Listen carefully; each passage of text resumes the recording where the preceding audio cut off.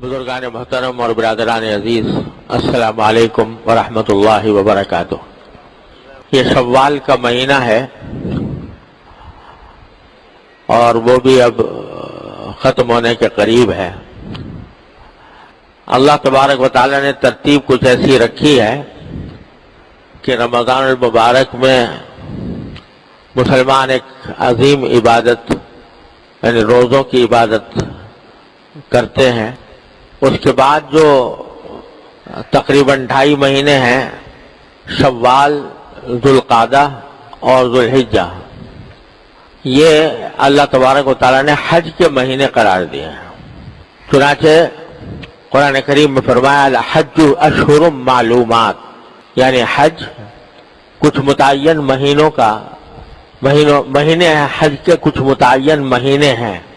اور اس آیت کی تفسیر میں حضور نبی کریم سرور عالم صلی اللہ علیہ وسلم نے ارشاد فرمایا کہ وہ مہینے جو متعین ہیں وہ شوال ہے، ذوالقعدہ ہے اور ذوالحجہ ہے۔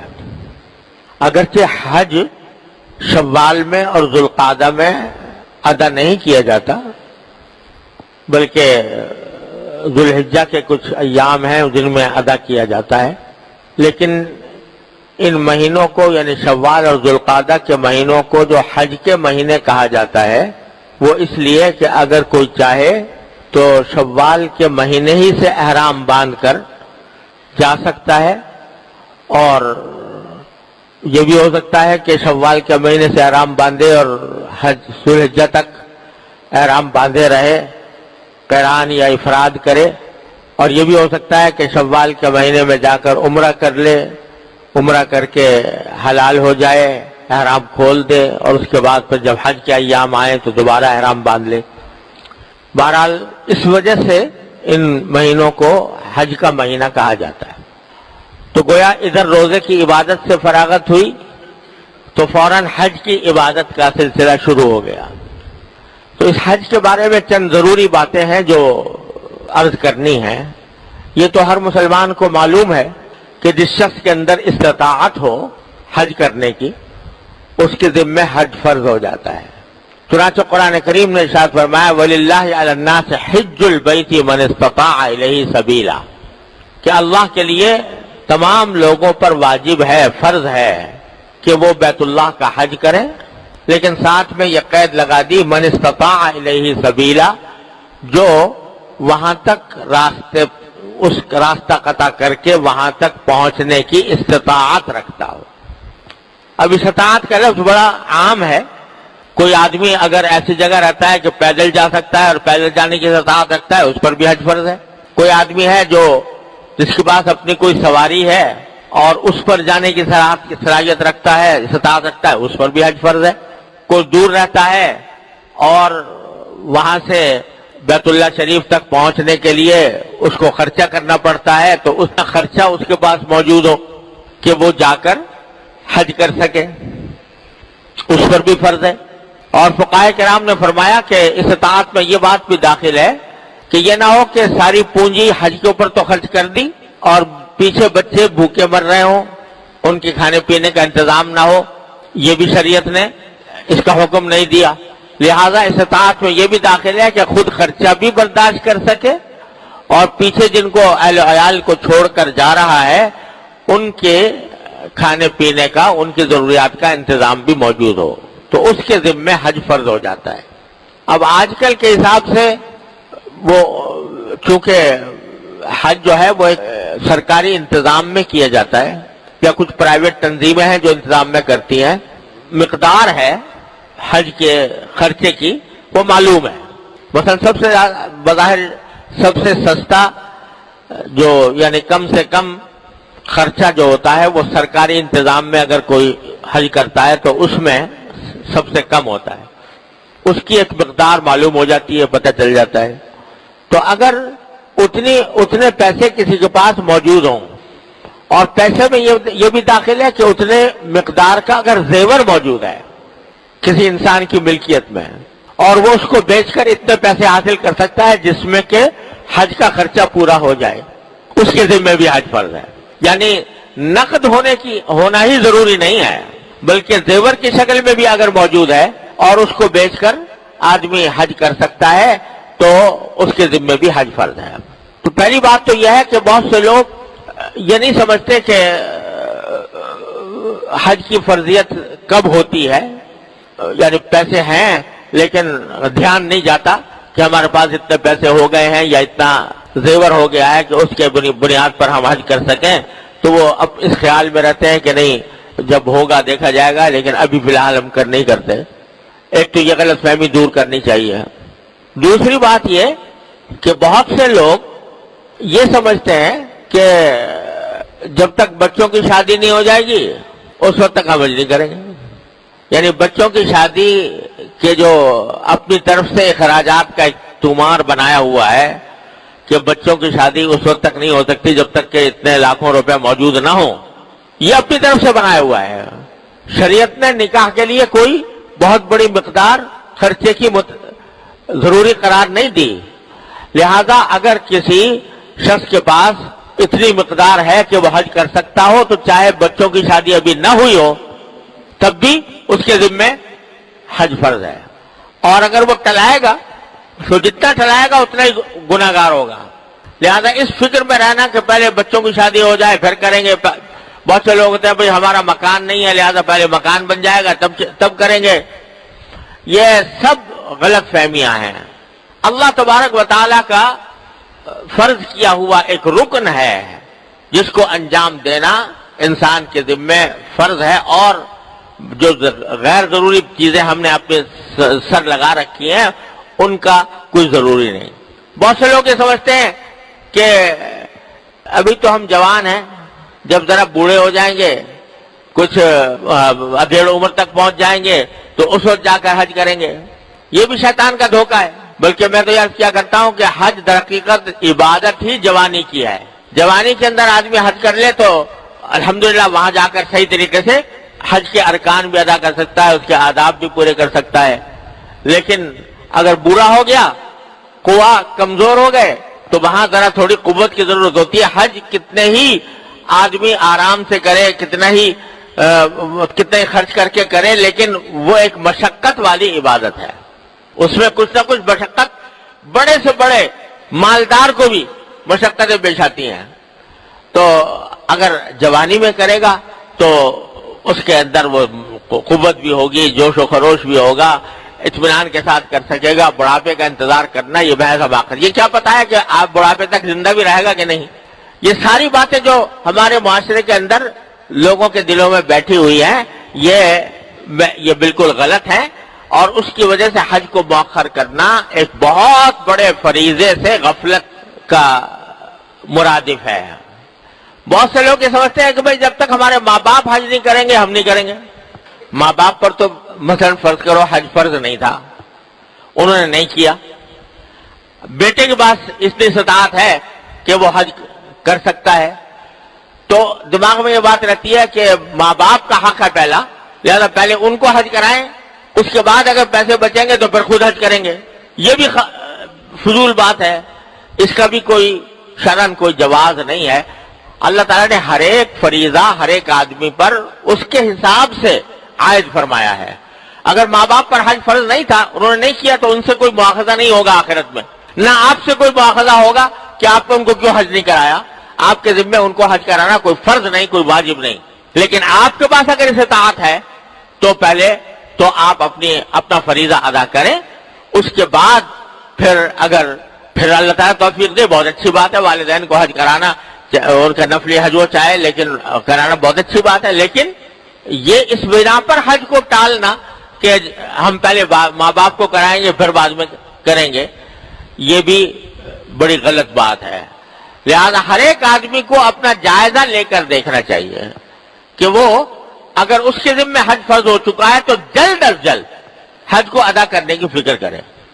آج کل جو سرکاری انتظام میں حج ہوتا ہے اس میں قرآن اندازی ہوتی ہے، تو قرآن اندازی میں نام آئے یا نہ آئے یہ تو اپنے اختیار سے باہر ہے، لیکن قرآن اندازی کے لیے نام پیش کر دینا یہ فرض ہے اس شخص کے ذمہ جس کے ذمہ حج فرض ہو چکا ہو.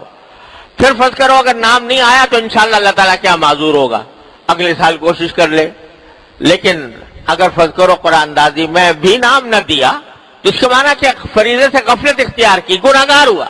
اور قرآن اندازی میں نام دینے کے بعد اگر فرض کرو نام نہ نکلا اور اس وجہ سے نہ جا سکا تو یہ بھی ضروری ہے کہ وہ وصیت لکھے کہ چونکہ میرے اوپر حج فرض ہو چکا ہے لیکن قرآن اندازی کے اندر میرا نام نہیں آیا، اس واسطے میں نہیں جا سکا، تو اگر حج کرنے سے پہلے میرا انتقال ہو جائے تو میرے ترکے سے حج بدل کرایا جائے. یہ اس کے ذمہ ضروری ہے کہ وہ اپنے یہ وصیت لکھ کے جائے. اور یہ بھی سمجھ لیجئے کہ اگر کوئی شخص یہ وصیت لکھ کے جائے گا کہ میں اگر مر جاؤں تو میرے ورثہ میری طرف سے حج بدل کرائیں، تو ورثہ پر بھی 1/3 مال کی حد تک تو واجب ہے. جتنا ترکہ چھوڑا ہے اگر اس کے 1/3 1/3 کے اندر اگر حج ہو سکتا ہو تو ان کے ذمہ واجب ہے کہ حج بدل کرائیں. لیکن اگر 1/3 میں حج نہ ہو سکتا ہو تو ان کے ذمہ فرض نہیں رہے گا، ان کے ذمہ واجب نہیں رہے گا، وہ چاہے تو کرائیں چاہے تو نہ کرائیں. تو اس لیے ہر انسان کو ہر وقت یہ فکر کرنی چاہیے، اپنی طرف سے اہتمام کرنا چاہیے کہ جو میری قدرت میں ہے وہ میں کام کر گزروں حج کی ادائیگی کے لیے. بعض لوگ سوچتے ہیں بھائی حج میں اتنا آج کل تو اچھا خاصے پیسے خرچ ہوا، 3-4 لاکھ شاید ہو جاتے ہیں، تو اگر اتنا پیسے خرچ کر لیے تو بعد میں پتہ نہیں ہمارا کیا بنے گا. تو بھائی آج تک ہم نے کبھی دیکھا نہیں کہ کوئی شخص حج کرنے کی وجہ سے مفلس ہو گیا ہو. 1400 سال کی تاریخ میں ایسی کوئی مثال موجود نہیں ہے کہ حج کرنے کی وجہ سے کوئی آدمی مفلس ہو گیا ہو. اللہ تبارک و تعالیٰ نے اپنے فضل و کرم سے ایسا کرم فرمایا ہوا ہے کہ جو حج کے اوپر اگر کوئی آدمی خرچ کرتا ہے جب واپس آتا ہے تو اللہ تبارک و تعالیٰ اس کا غیب سے انتظام فرما دیتے ہیں. اللہ تعالیٰ نے اس کی بے شمار مثالیں ہمارے سامنے رکھی ہیں. ایک بات تو یہ تو تھی حج فرض کی کہ یہ آدمی ہر مسلمان جس کے پاس اتنے پیسے ہوں اس کے ذمہ حج فرض ہے. اور یہ جو مختلف طریقوں سے لوگ جو ہیں ٹلاتے رہتے ہیں یہ گناہ ہے اور حتی الامکان فرض ہے کہ حج کی ادائیگی ادا کی جائے. دوسرے بہرحال ہر مسلمان کو چاہے اس پر حج فرض ہو یا نہ ہو شوق تو ہوتا ہے، دل میں ایک آرزو ہوتی ہے بیت اللہ شریف کے حاضری کی، وہاں پر عبادت کرنے کی. کون مسلمان ایسا ہے جس کے دل میں یہ جذبہ یہ شوق نہ ہو؟ اور اس انتظار بہت سے لوگ ہوتے ہیں جن کی جو اس قسم کی استطاعت نہیں رکھتے، تو فرض تو نہیں ہے ان کے ذمہ، لیکن ان کا دل کا جذبہ ہوتا ہے، شوق ہوتا ہے کہ کسی طرح اللہ تعالیٰ وہاں پہنچا دے. تو اس کے لیے میں ایک بات عرض کرتا ہوں کہ اگر واقعی شوق ہے اور اللہ تبارک و تعالیٰ کی اس عظیم عبادت کی ادائیگی کا جذبہ ہے تو پھر اس محض دل کے شوق اور دل کی تمنا کافی نہیں ہے. تھوڑا سا اس کی طرف قدم بڑھائے آدمی، قدم یہ بڑھائے کہ کچھ اس کے لیے الگ جمع کرنے کی کوشش کرے.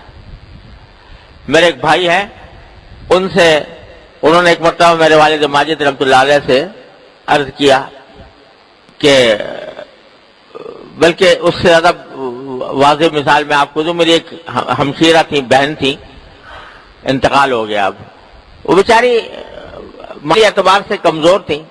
تو ایک دن انہوں نے حضرت والد صاحب رحمۃ اللہ علیہ سے ذکر کیا کہ مجھے حج کرنے کا بڑا شوق ہے.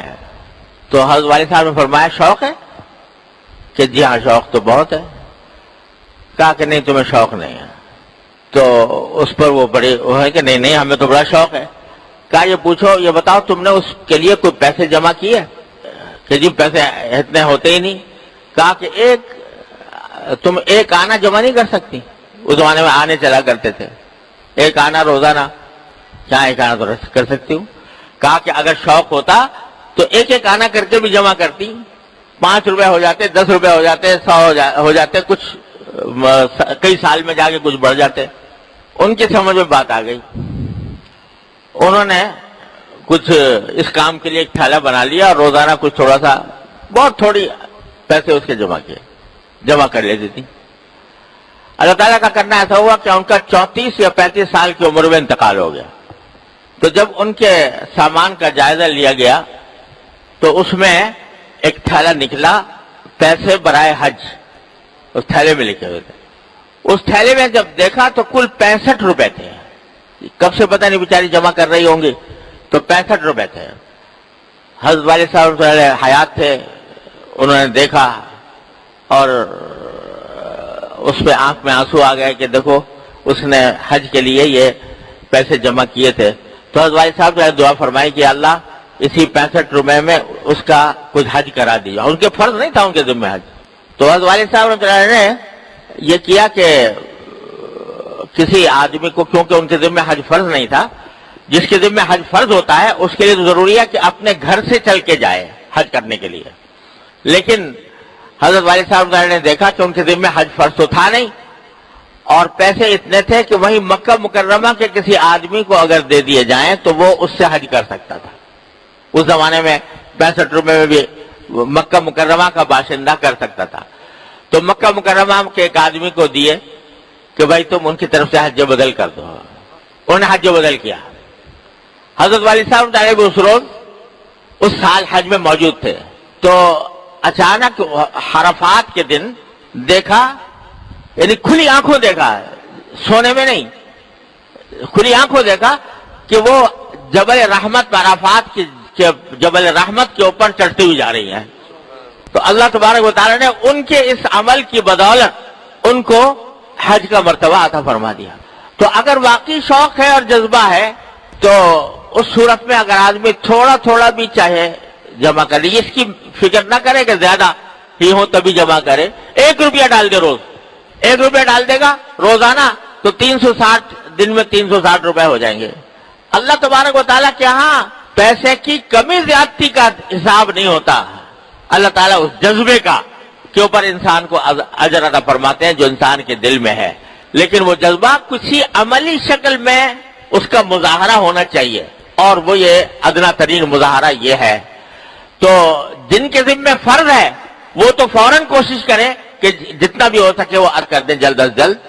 اور یہ فضول باتیں جو دل میں بٹھائی ہوئی ہیں کہ بوڑھا ہو کے کریں گے یا والدین کو پہلے کرائیں گے یا شادی پہلے کریں گے یا مکان پہلے بنائیں گے، یہ سب فضول باتیں ہیں. ان کو چھوڑ کر اللہ تعالیٰ کے نام پر اللہ تعالیٰ کا فریضہ ادا کیا جائے. اور جن لوگوں کے ذمہ فرض نہیں ہے لیکن جذبہ ہے تو وہ کچھ تھوڑا تھوڑا اس کام کے لیے قدم اٹھائیں تو انشاءاللہ اللہ تعالیٰ اسی میں برکت عطا فرمائے گا.